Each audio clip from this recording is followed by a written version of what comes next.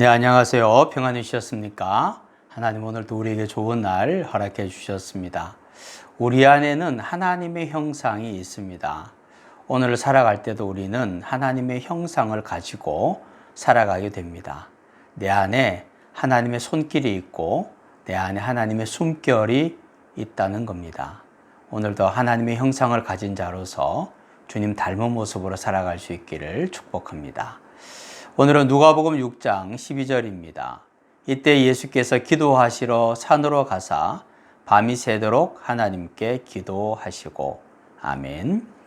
예수님께서는 많은 환자들을 치유하시고 난 다음에 기도하러 산으로 올라가셨습니다. 그런데 그 산에서 기도를 하셨는데 잠시 하시는 것이 아니고 밤이 새도록 기도하셨다라는 것이죠. 예수님에게도 기도는 굉장히 중요한 사역 중에 하나였습니다. 어떤 일을 하실 때, 또 어떤 일이 끝 마쳤을 때 예수님은 늘 기도하셨고, 특별히 중요한 결정을 할 때는 더 많이 기도하시는 모습을 보게 됩니다. 하나님과 나만의 시간을 사용하시는 거죠. 예수님은 어떤 중요한 일을 놓고 사람과 의논하지 않으셨고, 하나님과 늘 의논하셨습니다. 이 장면 다음에 예수님께서 제자들을 부르시는 장면이 나옵니다. 그러니까 예수님은 제자들을 부르는, 제자들을 결정하는 그 중요한 일을 앞두고 밤새도록 기도하셨다는 거죠. 그리고 제자들을 결정하셨다는 이야기입니다. 언제나 예수님은 중요한 일을 앞에서 더 많이 기도하셨습니다. 그런데 우리의 모습은 어떨까요? 중요한 일, 특별한 일이 있으면 오히려 기도하는 시간을 줄이고 그 일을 더욱더 집중하고 그 준비를 더 많이 하게 되죠. 그러나 예수님은 정반대였다는 겁니다. 하나님을 만나야 됩니다. 그리고 깊고 충분하게 기도해야 합니다.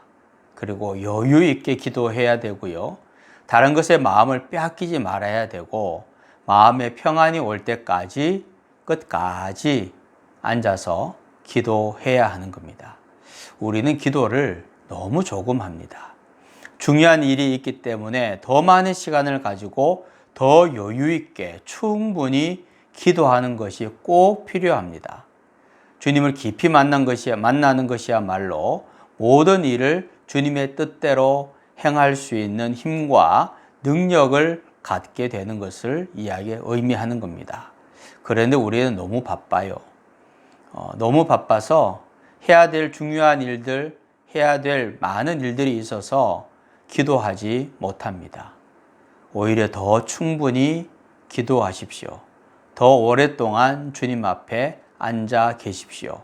그래야 우리의 행하는 일에 하나님의 뜻이 이루어지게 될 것입니다. 하나님, 큰 일, 많은 일, 중요한 일들 앞에서 일에 우리의 마음을 빼앗기지 않고 오히려 주님과 충분히 대화하고 주님과 충분히 함께 머물며 충분히 길게 주님께 기도하는 우리의 삶이 되어 내 뜻이 아니라 주님의 뜻이 내 삶에 이루어지는 귀한 삶이 되게 하여 주옵소서. 예수님의 이름으로 기도하옵나이다. 아멘.